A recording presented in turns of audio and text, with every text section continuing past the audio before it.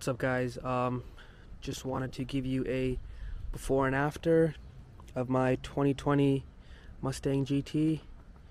It is absolutely filthy right now, so don't mind that. But right now it's completely stock. It has the performance pack, which means it has the active exhaust on it with the valves that you can turn on and off from the steering wheel.